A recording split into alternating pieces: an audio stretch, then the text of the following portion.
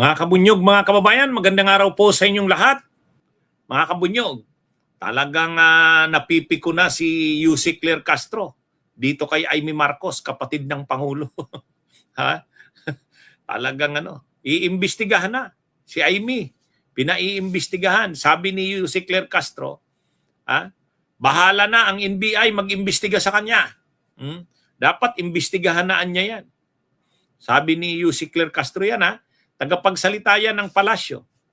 Si Palace Press Officer yan. Sabi ni Yusek Claire Castro, sobra na. Sobra na ang senadora na ito. Tinawag niya pa ngang obstructionist daw. Panay fake news daw ang kinakalat. Kaya sabi ni Yusek Claire Castro, dapat imbestigahan na yan.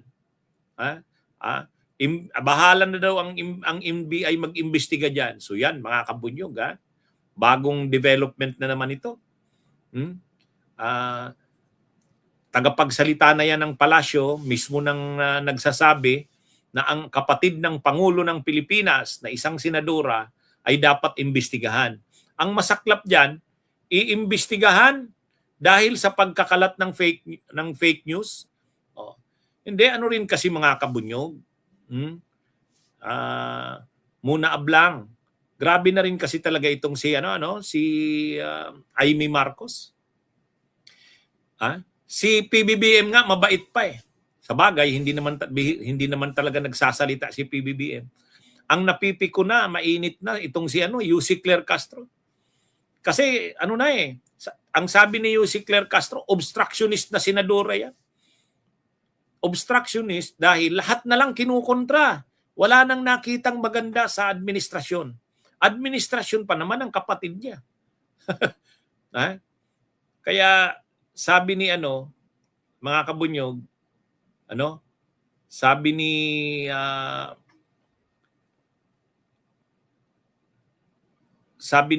ni Yusek Claire Castro, dapat imbestigahan na yan.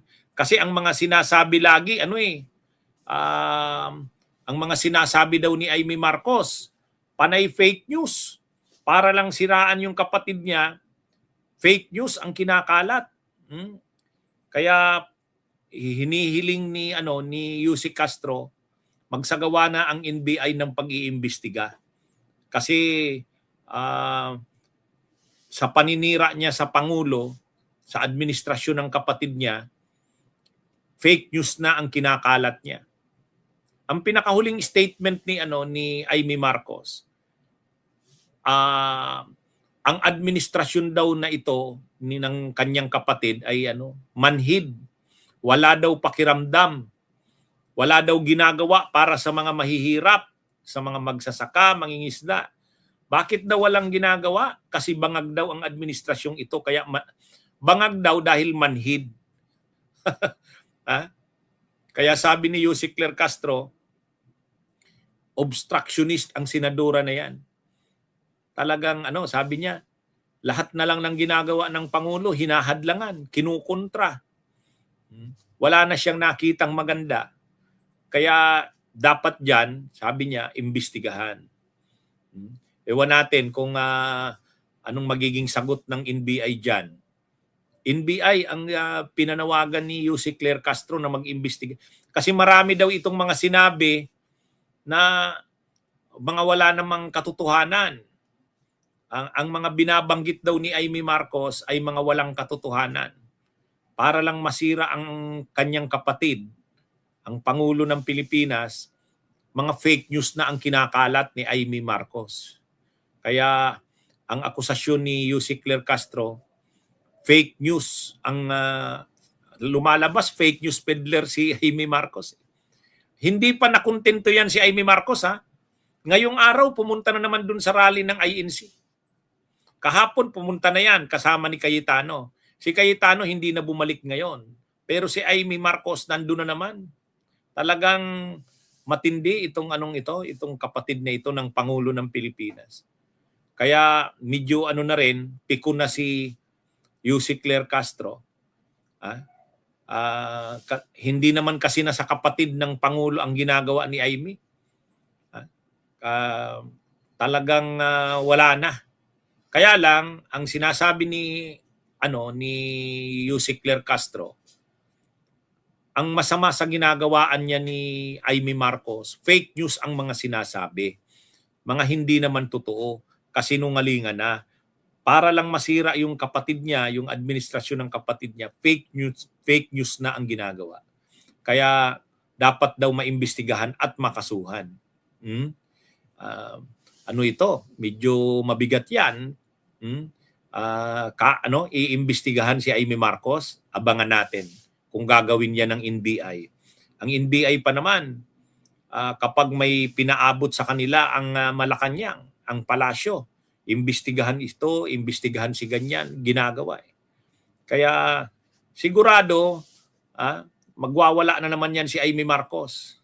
Kasi ang paniwala niya, dahil kapatid siya ng Pangulo at mabait naman ang kapatid niya, hindi naman siya, wala namang sinasabi kontra sa kanya si PBBM.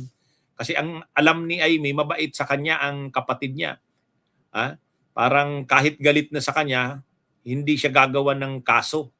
Pero ito, si Yusek Claire Castro na ang nagsabi. Siyempre, ang statement ni Yusek Claire Castro, statement yan ng palasyo.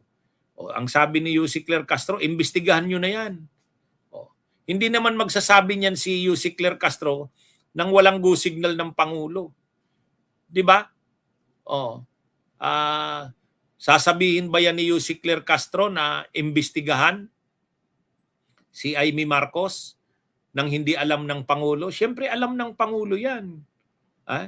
Bago siya nagsabi ng ganyan, nagtanong na muna yan. Kasi kapatid yan ng Pangulo, saka senador yan, senadora yan. Pero ang linaw ng sinabi ni sabi ni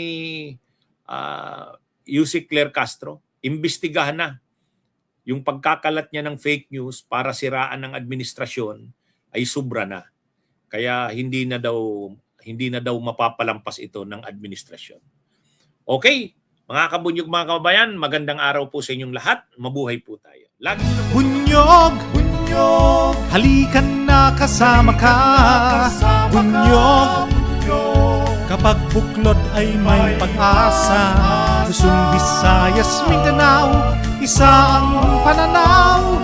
Sa bagong Pilipinas ang bunyog isisigaw. Bunyog.